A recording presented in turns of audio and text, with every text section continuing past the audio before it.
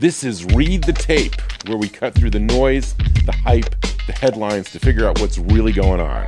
I'm Mike Shapiro, real estate entrepreneur, mentor, and guy who's been through enough cycles to know that tape never lies. Here we talk about business, life, relationships, leadership, and how to stay clear where the world feels upside down. Because success isn't luck, it's pattern recognition. And if you can learn to read the tape, you can play the game smarter, sharper, and stronger. Let's get into it. You know, I like better when I'm speaking to a young man, like, or somebody who I respect want me to talk to their son. Mm-hmm. Talk to my son, man. You know, that feels good. And I do that, and the son is like, man, I like your character. I like how you carry yourself. I'm like, that's better than the Phantom. That's better than the cars. You know what I mean? So hear me out. So the thing that personally me that I want to be the dominant factor of people's draw to me, it could be cars, but I don't want that. I want it to be my energy, the words that I speak, the life that I live, the way that I live my life. I want it to be that. Things of a character, things of a godly nature. That's it. But you know, I find for myself, and I don't want to speak for you, yes, sir, but I find for myself, if I hadn't been successful, mm-hmm, or I am successful, or I haven't grown huge companies or done these things, the people wouldn't listen to me. And I agree with you. I 100% mm-hmm, agree with you. It doesn't matter. Like, I want to do good. I want to mentor. I want to do this. But I find that that's the break. Like, in other words, they'll listen to me, yes, because I have accomplished these things. That's a real thing. Right. But you've done it. But that doesn't really, you're right. But there's nothing wrong with that. I'm not saying there's anything wrong with anything. Sure. Right? So, all right, I guess what I'm saying is I don't want a car to be an attribute to me that is favorable over my character, you know, over how I treat people, right? So one thing I'm working on, Brother Mike, is like being kinder. Like, I just want to be a very kind person, right? I don't read you as not being kind. I'm not that kind. Not all the time, right? I work on it. I work on it, right? But, you know, just to be just kinder, like, just, look, I look at like life like this. We were talking about it earlier today. There's a guy at the gym who I said, man, that dude is so nice, like genuinely nice. And I want to be like that. And people like that, I talk to them, I'm like, yo, have you always been like this? You know what I mean? Like, how are you like this? Because I just sometimes don't understand how people are so happy and joyful. But I can't say this. Like, you haven't suffered. The past I don't think it's that. So the past couple years, Brother Mike, I've been personally really, like, matter of fact, around the time we saw each other, that last time, mm-hmm, and it was around the time my mother died, but it wasn't because my mother died, maybe in some weird way, but I've been just seeking, like, just getting back to, like, my faith. And I can honestly say that this is the only time in my life that I've had joy. Really? Yeah. So right now, you feel more joyful than you've ever had? 100%. Wow, that's great. Nothing really pisses me off anymore. I used to get mad at everything at all times, right? And not saying I don't get mad at all, but it's not often by any means. And I'm working on that. But yeah, I really... So what's the number one trigger that caused this joy? This is fantastic. It's going to sound however it's going to sound, but me being fully aligned with God's laws, God's plan, God's system, right? Okay. It keeps me good. You know, it keeps me in a good space. It keeps my nervous system calm. It keeps my dealings with other people, like, really good, right? So I had we was dealing with some stuff business-wise, and these people were really, like, violating me, you know? Mm-hmm. And it was a big violation that came across. And my brother Sean, he called me to talk about it. He was like all nervous to talk to me about it. I was like, all right, let me sleep on it. Let's talk about it tomorrow. I love the 24. Do you always do that? Is that a natural? Oh yeah, yes sir. 24-hour test. Yes sir. And then when tomorrow came, I was like, it's fine. But and everything kind of played out how it should play out versus before me being forceful to try to fix things, right? It ain't up to me. I never understood when people ask God's plan. I get it now. It's not just not doing anything, but it's like doing the right things when it's necessary. So, case in point, it's like a demeanor, it's a temperament that one must have, especially in conflict, right? Look, character and things that are good only matters when it matters. I like that. You know what I'm saying? So case in point. All right, let's say a man that's a killer. He killed somebody, right? Most of my life, I'm just a good person. It don't matter. It's that one day that you got mad and you pull the trigger. Like, that's all. Your life is reduced to that, because that's when it matters, is when you're tested. Anything, right?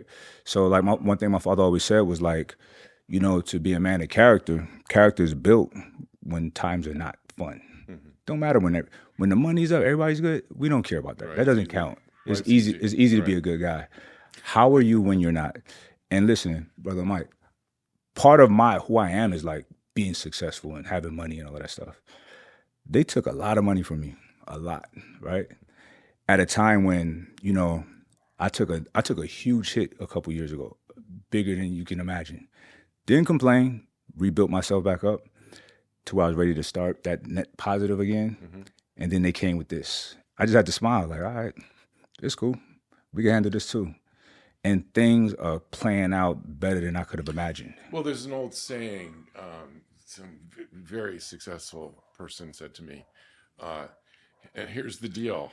Mm-hmm. You got it, they want it, and they're going to do everything in their power to get it from you, which is a really sad thing to say about society, culture, people. Yes, but it is a truth that drives me crazy, because to be good, you can't think that way. But yes, sir. It's true.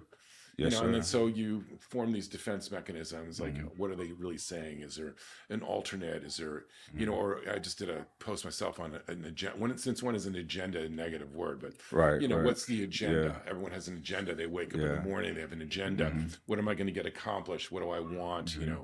So, I mean, to be truly, I mean, that's why they're saints. People become saints, they've lived their lives completely selflessly. Right. And then when you find those people, which is so rare in the world, it's just amazing. What I love about the concept of a saint is they're not venerated until they're dead, right? No, I think that's a good thing. Yeah. So they're not walking around with an ego. Right. It's like they served it, that's true. Their whole lives they serve, and then, like, all right, that was a saint. It says something about it. It's a lot to be said about that, Yeah. It's a lot to be said about that. Selfless lives. Yes, sir. I mean, and we're surrounded by, I think there are more people like that I think we realize, depending on where you circulate or how you do. I think there are a lot of really, really good people, and it's always astounding. Or, I'm consumer of, general media, like news. I don't think anyone else is. I think I'm the only guy watching anymore. Getting their news from social media feeds, and they always do this thing like, person of the week or whatever, and they're not looking for the notoriety or whatever, and they've done something like so selflessly. Like, like, it's just extraordinary. It gives you a real feeling of humanity is still there. When you see somebody do something, wow. Yes, even giving a kidney or giving their last dollar or whatever they're doing. Brother Mike, I think that's the best thing. Those are the best things in the world, right? Me personally, I'm saying this on camera, like, test me. I live for the day that somebody I love need a kidney. I'll be pissed off if it ain't me, Right. Like, this is literally what life is about. It's for those days. Your blood type and everything. Right. Just in case. Okay. All right. Now, for real, like, to me, that's what life is about. It's not everything's fine. Okay, that's cool. But when things get sticky, that's when I try my best to be there, like, to be that guy for those tough days. Are the words, because I know for me, I love this. When someone says this to you, Mike, you've changed my life. How good does that feel? For the better. Yeah. I think it's good. It's good. Doesn't that feel great? It's kind of like, I kind of push it off me, though, because I'm like, it ain't me. It's not me. Right, well, you're not probably asking to say, it's a good thing, though. It's a positive thing. I think, I always say this, I don't fear death at all. Right? Really? Oh. Not at all. So, because I think it's weird to be afraid of it.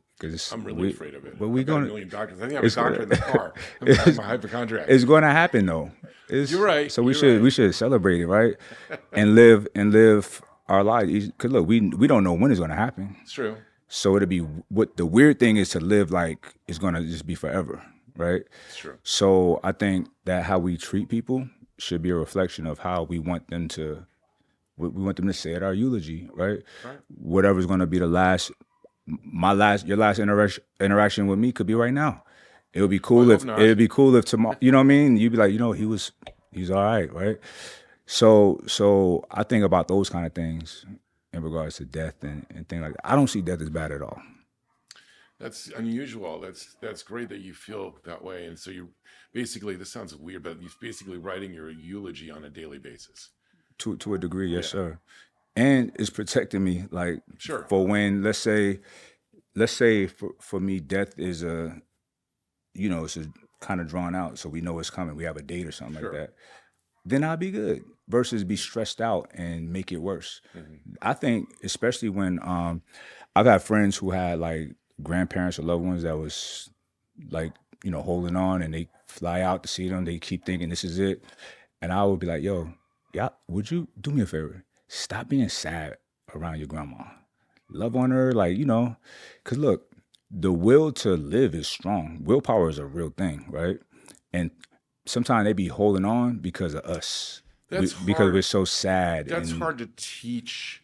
Like, you're right. Mm-hmm. And I've been exposed to some really horrible things or health related issues in my family, and seeing people die. And you learn that. I mean, my wife is, thank God, is knock wood, is healthy today, but she had cancer, and I was in the cancer wards with her very early in her life. And I think that you learn that not to be depressed, to live every day. You learn to stay in the now. Yes, sir. And so that's hard to know that. But you're right. Yeah. But now that if I am around somebody who has a terrible disease or something horrible has happened, mm-hmm. I don't do that now, because I learned, being around it, that they don't want that. Right. They don't want that. It's going to make their experience worse. Right. Like, okay, so what's going on today? Or whatever. Mm-hmm. So, be joyous about their life, or being joyous about the day. But treating them kind of normal, and that's hard unless you've been exposed to it. So teach that. I mean, so that's why it's good to talk to people about it, if you have that perspective, at least. Mm-hmm. That's what I do, at least. So.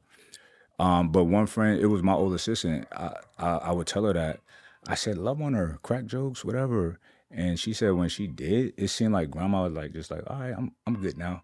Because life is hard. It's hard sometimes for healthy people. So imagine older person, all of these ailments. They know it's not going to get better, right? Why do you want them holding on? It's kind of selfish. Yeah, you're right. It is. It's selfish. Hard. They're ready to go to sleep and just not. It's always astounding to me being around somebody who's terminally ill, mm-hmm. and the attitudes sometimes are there with these amazingly positive attitudes. I'm like, wow. They all right. Wow. Yeah. Because they all right. Because it's like back here is like fire. It's like life. Life sucks right now. So let's move. Let's proceed. My wife always says, it sounds an odd thing to say, but the most. She wouldn't say the happiest she's ever been, but she says there was a peace when she was fighting cancer. She was facing her mortality. She said there was an underlying peace that it was like I wasn't sad. I was like motivated. I wanted to fight. I wanted to live, and it was like I was living every day. She talks about that. Yes, sir. It's like it's a weird spot to be in, and it was harder for me. I mean, I wasn't the victim, but I mean, it was harder. I was more.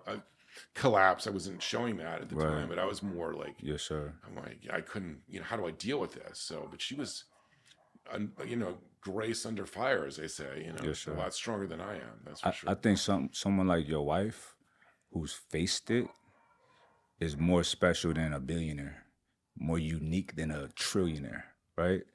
There's not one yet, but there's one close. One coming, right?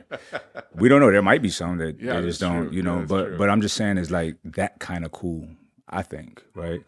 What kind of wisdom do they have, Because they was right there. Experience. And think about all right, so think about training, physical training, right? So we are all potentially at the mercy of entropy, right? Collapse of a closed system. That's just nature's natural way of decay, right? So when we do certain things like lift weights or do cardio, you expand your lungs, right? Sure. So, okay, more veins and capillaries to the heart. Okay, it's better. It's healthier, right? Lift weights, stressing the muscle. Okay, it grows bigger and stronger around it, right? So matters of the soul, of the heart, you almost died. That's a stress. That's a stress too. That's a pressure too. So imagine what grows from that. Yeah, the muscle of that. Yeah, I never really thought of it Exactly. that way. Yeah, That's the really actually spiritual great. muscle. You know, To stress that's that, it becomes very strong. It's true. yeah, I never looked yeah. at it That's that way. like I think that's like the coolest. Yeah, you're right. Yeah. That's really really insightful. I like that. It's that you taught me something. One might think like I don't come across it, but I'm a very religious person, right? In the not in a surface level way. That's probably why it doesn't seem like it, right? In a really deep, meaningful way, right? Like as deep as you, I study every day. I have a teacher every day. I'm studying, right? So it's like, well, were you always like that? No. I used to be a king of this world, right? And what I mean by that is this: anything I want, I can get. You know, abusing the things that came natural to me, right? Stretching relationships out as far as you can go with people's tolerance with me. Things that rub me wrong, you know, using the world's tactics to fix it, like intimidation and aggression, you know, with the money, just being a glutton with it, just buying everything, right?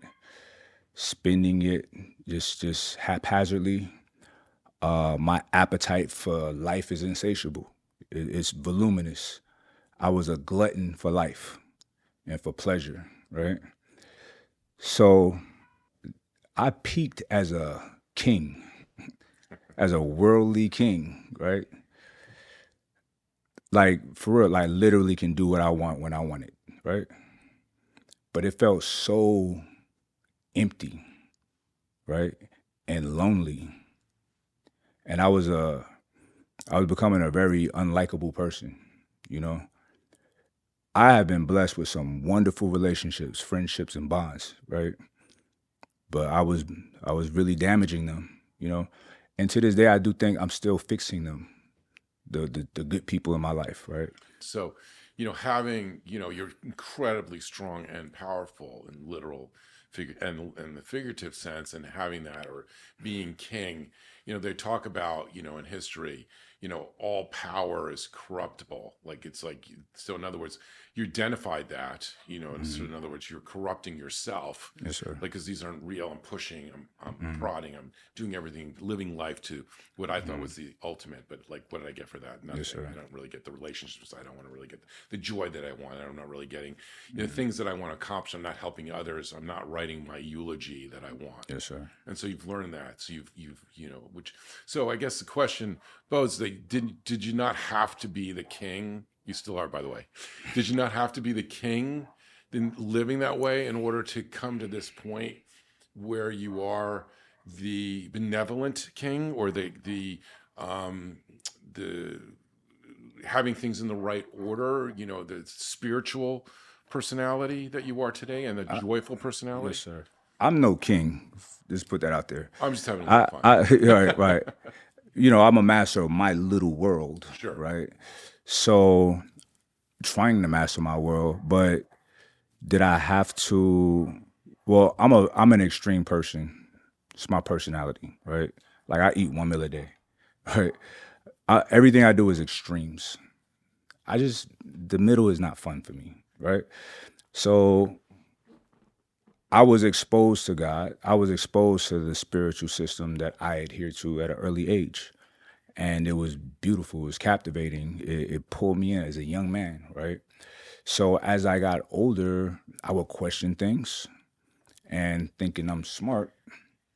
Oh, this doesn't make sense. Because no one can answer my questions, right? But it's really foolish to ask men about God, right? I had to seek for myself.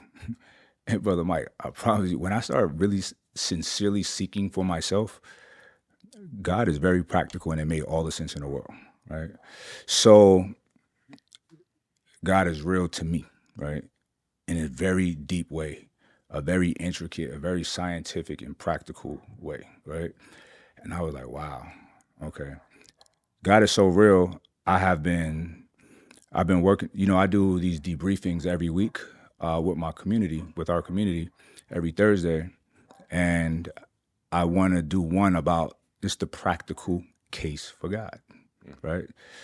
So I have been studying every ontological, every scientific, every argument, very good argument against God. I've been studying it. So I want to understand.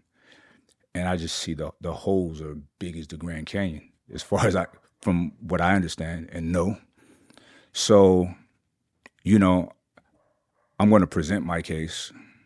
That's a great message.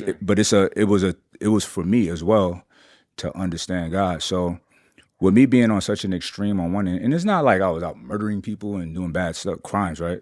But I was just peeking out as what a man can do, and it wasn't fun. Sure, you were being selfish for what you wanted. Yes, sir. When you wanted. Yes, sir. I understand. Yeah. Yes, sir. So when I start peeking into my spirituality and things of that nature in a sincere way, I got clarity, right? So we're brothers, we're cousins under the cloth of Abraham, as you will. Absolutely. I'm a Muslim, you're Jewish, man. So a lot of our tenets are very similar. So like in our word, we're supposed to be brothers, right? But one thing it says is verily he who seeks Allah, which a Jewish, a Christian, or anybody would say Allah in this region, mean one God, finds peace at heart and peace at mind, right? And boy, oh boy, is that not a true statement for me? So just think, if I wish you a certain type of blessing, so all these spiritual blessings that we have, baraka, that means not blessing you with more money or more whatever, is blessing the quality of where you are right now in your life, right? So you're good where you at, which how it should be. The reason that people are so stressed out, anxiety, depression, is because no one's good where they at, because they're looking at everybody else, right? But it's like, it doesn't have anything to do with you, right? And we are not faithful to what we have, the little bit that we have. And our little bit, I had to tell, I'm gonna tell you how bad it is, Brother Mike. We're on a discussion, on a call, and I'm like, who feels poor? And the people like raising their hands. And then one guy, I said, all right, what do you make a year? And da-da-da-da. The man makes $70,000 a year, right? I wasn't quite sure where he lived at, but I know it wasn't no big city, right? Sure. I said, the average median income in America is like $40,000 average in America, which is the most expensive place in the world. You're richer than most people in the world. Like, you're in the top 5-10% of the world. What do you mean you're poor? You know what I mean? So, and I wasn't even talking about, I wanted to test people too, because wealth, if you look at what wealth means, the origin of wealth, the etymology of wealth is well, W-E-L-L-E, and it means wellness, right? Wealth means wellness, right? A holistic, whole wellness. Having finances and resources is a part of that, but it's not the part. It's not, what we associate wealth with money only. So I'm trying to talk to somebody where they at and let them know, look, and the reason why this is important is because this ain't my wisdom. This is God's wisdom. I'm applying it to me and it's working, so I'm giving it to somebody else. If you understand what you got and be appreciative and show gratitude, gratitude is not telling people your gratitude. It's you really having gratitude in your heart and in your prayers. You're going to appreciate where you at. And if it's not sufficient for you, you're going to know the things to do to get what you think you desire. Mm-hmm. And when we pray for things, right, I understand this clearly. Okay. It's not like God says, all right, here's that money or whatever you're praying for. Here's an equation for you. Figure it out. If you can figure it out, you have what you need, right? Because you have the intellect and the resources or the willpower to do it. But if not, you're being weak and you don't deserve it. You're not ready for it. It's not supposed to be easy, right? So none of the prophets had anything easy in life. They had the biggest obstacles. That would be an understatement. Yeah, and these are the examples that we're supposed to like follow. But people are not. People are following money. And I say that not making money evil is not evil. You know, people are evil or can be evil. Sure. Money is just a thing. This is a tool. So anyway, I've been on such extremes in life. I know the extreme that I'm in now is the best because, all right, let's talk about communication, right? I always talk about this, like how language is not the best form of communication, right? Because I can say, hey, you know what? I'm half bird, half human. Sure. I can say things that is not true. You know, and people deceive each other, they lie, or they can speak different languages, they can't communicate. So I go with, in my estimation, the most pure form of communication is energetic communication, right? Case in point. What do you mean? I'll tell you. Let's say you walk into a place like this and you see a bunch of your friends and, hey, what's up, Mike? I love you, man. You my guy. But when you leave, you feel ill. That guy is something, I don't know. Someone that doesn't make you feel that great when you leave their presence, right? Right. Because maybe they have some hatred towards you, or as soon as you leave, they're talking bad about you, right? You're gonna feel that. You're not gonna not feel it. You ever around? Look, people don't trust their intuition. They don't trust these forms of communication, but energetic communication is real. It's so real. You said earlier that about the frequency and vibration. I read people that's real. Yeah. Look, so a lot of these things are religious and has been in the ancient books, but science, the modern science, are finally talking about how we all have 6 feet of a radius of our heart generating energy around us, and everybody's intertwined. If they actually are measuring this now, you know? So it's like, yeah, we've been learning about this a long time, but that's real. So this kind of communication is real. So that's why I'm saying, like, for someone to truly embrace gratitude of what they have, it's not words. They got to really feel it in their heart. And how? But Mike, how? Pray.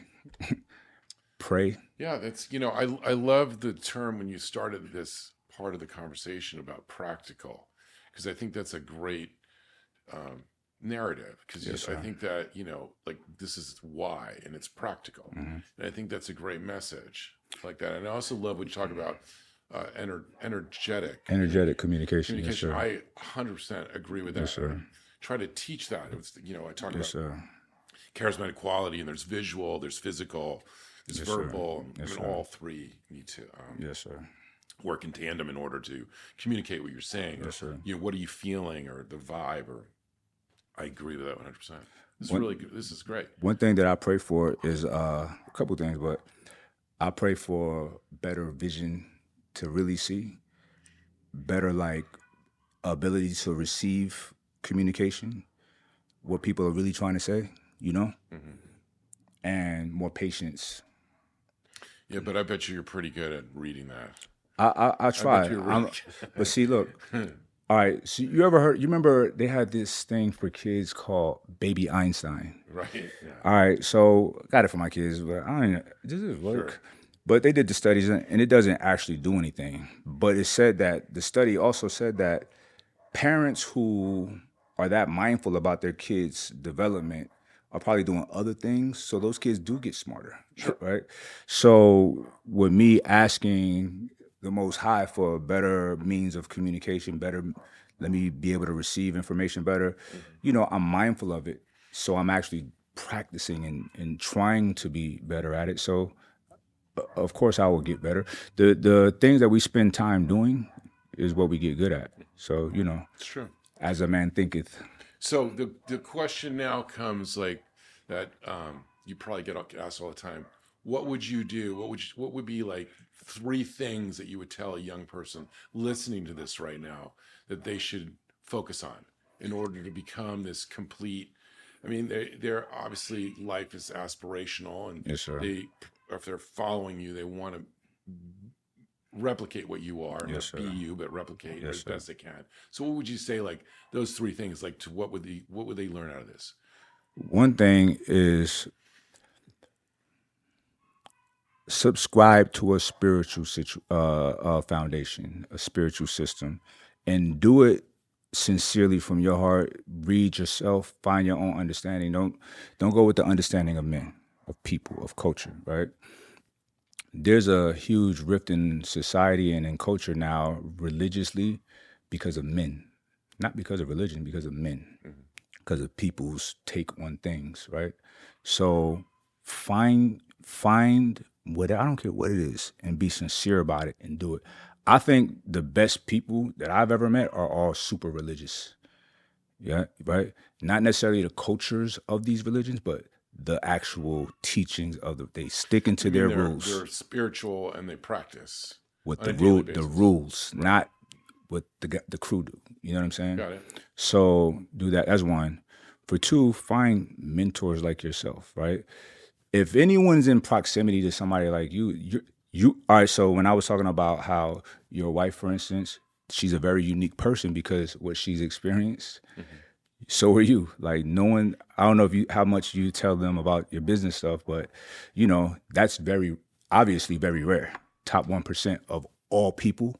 That, and I appreciate you inviting me up here to be in counsel with you because this is a rare experience, right? So that's rare. If they have, and one thing about someone of your stature, what people don't realize, you like to share wisdom and Yeah, I enjoy that. be useful and help guide enjoy people. that. Yeah. Every time I see you, you got somebody you helping out. You know what I mean? Yeah, I guess that's true. Yeah. I'm always helping So somebody. I think that's dope. And outside of that is like if they, especially the young men, like bypass the fun stuff not right now. Just trust me. Work on like your mind, your intellect, becoming smarter, becoming useful, because men have to be useful, right? Your health, your body, your mind, all of that stuff. So you're saying the third thing is education and Yeah, learn. yeah, You're saying. the right kind of education. So not just education for the sake of education. What do you really want to learn and do and qualify yourself in that? That's it. That's it. And no dating, no none of that. Just forget about all of that. When you ready, then you ready. There's a lot of hormones you got to suppress there. Hey, listen, this I'm gonna tell them why. I'm gonna give them a practical reason on why. First of all, you're young, right? You don't know nothing. Sure. And a lot of y'all are not ready for a relationship. Let's say a 20-year-old guy, 20-year-old girl is not even. Sure, of course The not. 20-year-old girl's up here. Right. She might date you for a minute, but your heart is gonna get torn out, and Sure. you're gonna feel like killing yourself and her and the dog, and you shouldn't do any of that, right? So qualify yourself to be able to be a good leader and a good man or a husband for a woman. Don't date. Like don't date. When you ready, look. When you have your life together, you find someone that you like, that you think can you make your assessments and y'all have a little bit of a courtship and then get married and get out the way, Sure. right? So the most successful people I know are married. Yeah, they share their lives. Yeah. So, and this is a rich experience. That's what we're here. That's kind of works pretty good like that. But that's it. Just be serious about life. Be serious about life, but enjoy it and find the novelty in it. When you said earlier that getting older is like turning into a child, I think that's really good.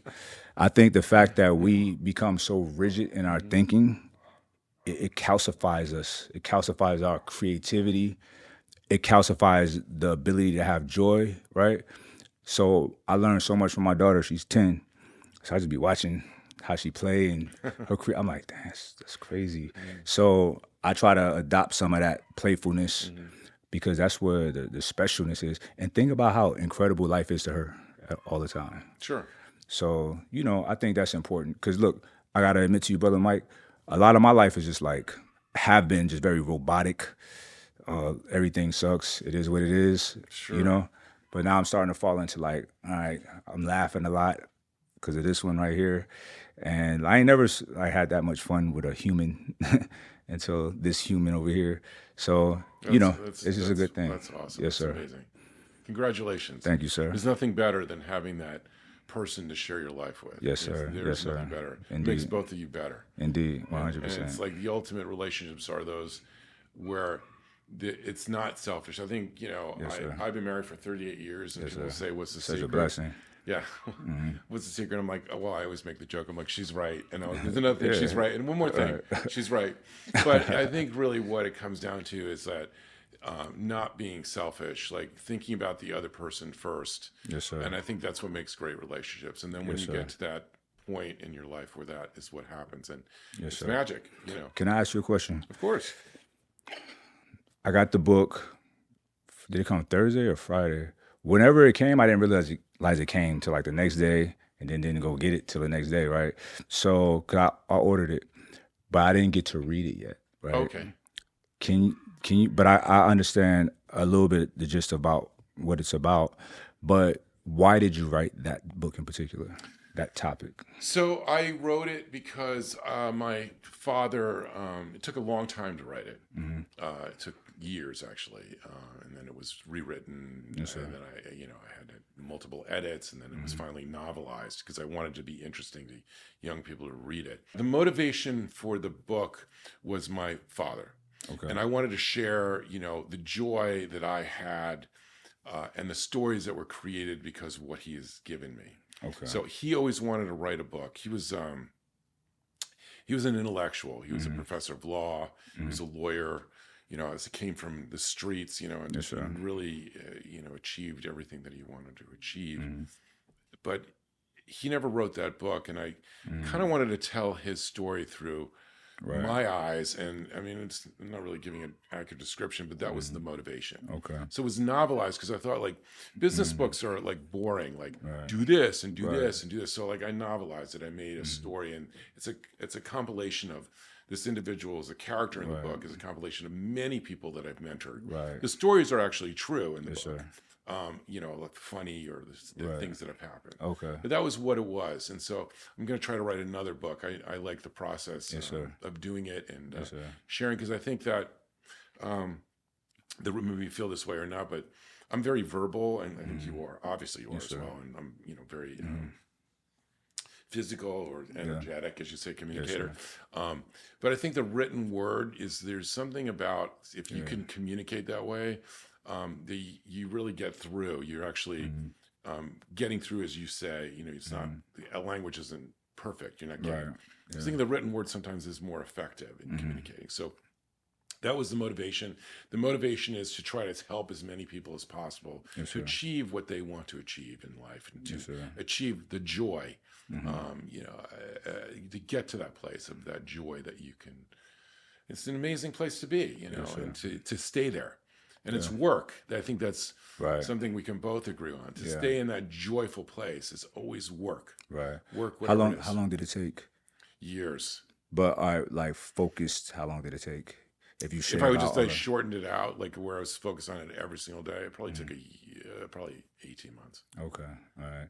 I think it's so interesting when people write books. 'Cause I wrote one, and I remember like my thought process and me why I wanted to do it. So I think it's so cool when people write books, and it is important to write it down because we're going to leave here at some point, and this is how we live forever. Things like that. Is that why you wrote your book? And I'm I going wrote, to read it, actually. Yes, sir. I wrote mine. See, mine has nothing to do with me or my life. I wrote it because, like, I just think a lot, right? My brain never turns off. So how do you sleep? I don't. I probably. He doesn't sleep. I for sure probably have about 3 books worth of like information written down. I wanted to be. I don't know why I was so focused on that one to get that done, but but I got a lot of I have others that I want to do. So I just like the idea of. I like writing. I can write better than I can speak, right? So and. Well, you're an excellent communicator. I do all right, and it'll be here when I'm gone. Legacy is legacy, It's legacy. It's true. Yes, sir. And people that write shapes culture. It's true. We write the rules. Yes, sir. It's true, but you've also mastered social media, and that is shaping culture much faster than anything else. So I think it'll come back to, you know. Well, that because look, as an old guy, that would be great. think about like books are still what it is. Social media is changing so drastically all the time, and I feel like it's going to crash out and it's getting bad. I don't like it. I don't like social media, to be honest. Right. Well, it's just feeding you what you want to. It's a business. I've done, and I understand that. Yeah, and it's just I think that's what's fascinating about it. This was a podcast I had done earlier in this season about social media, and it's like people don't really recognize that it's a business. They want to make money, so they're giving you sort of like a biofeedback. You're giving you just what you want to see, so you're getting a very sort of two-dimensional vision of what a book doesn't do. You got to read it. You got to think about it. You have to read it to yourself. Yeah. You're like, you're using in your the mind. world of whatever that person wants to communicate. Right. So that's why like great authors, like amazing authors in history it's extraordinary when they do that. How did you do that? Like when you put a book down, or whether it be a novel or something true or whatever it is that, whether it's riveting, I'm sure you're a reader, you can't put it down. You can't just shut it down. Right. Like I got to keep going. I can't keep going. Yeah. So, You just put me on notice about something. It's been a long time since I had a book like that I read a book that I couldn't put down. Hopefully it's mine. I'm kidding. No, I'm saying I think it's because of the social media, the quick information type of reshaping attention span. Absolutely. It's rechanged everything. It's like rapid. I mean, I'm told, in order to succeed at, selling a book or, it's a business, and I don't make, I don't say anything other than that, but I have to do clips of, people have so much attention, like you can't really delve into it, having conversations, the lost art of conversation, the lost art of being social, the lost art of friendship, sitting down. When was the last time you sat down with a friend and you didn't say anything? Yeah. There's energetic communication That's for real. you. Like, and that friendship where you can just sit and you're communicating, just hanging out. Not necessarily watching television. Nah, for sure. Just, I have a buddy, I haven't spoken to in a while, but one time, like, we was like this. We were in Atlanta, and he's a big-time producer for music, and both our phones was down. We talked all day. Nobody even looked at the phones. All day. Best day, wasn't it? Yeah, it was a cool day. Yeah, it was the best day. You remember those moments. Of course, because we're people. Yeah. We're physical creatures. It's that lost art. I mean, I and hope that's become novel. Those long conversations are novel now. I agree. I hope it comes back, because I when that happens, like right now, this is an awesome conversation. Yes, an honest, awesome conversation. It would be even better if we wasn't on camera. You know what I mean? No, I'm just saying, like, everybody at dinner and we can really just talk and we'll do that. Yes, sir, for sure. Yep. Well, I have to say in closing, it's an honor and it's a privilege to know you, and it's just you're incredibly, I know you don't think that, but you're an incredibly warm person and very loving person. I always feel that around you, and I always think of you as very kind. I don't think of you as anything other than kind. Well, I'm working on it. So I don't. Thank I you. don't I'm really glad. But it's a pleasure, and I really appreciate your unabashed. It's very rare to find somebody who just talks from their heart, and I really it was just a fantastic. To be able to share that. I really appreciate you being here. Thank you so much. Driving I appreciate up it. to Los Angeles. Well, I guess you come up quite often to Los Angeles and yes, sir. battling the traffic. I would have drove up anyway, So I appreciate it. So you are a superstar. I think so. I know you're going to say no. Where can we find all of the things that you're doing, and how, if people want to follow you, or if they want to join your group and want you to mentor them, what can they do? Yes, sir. Social media, Mike Rashid on all platforms. The book's on Amazon.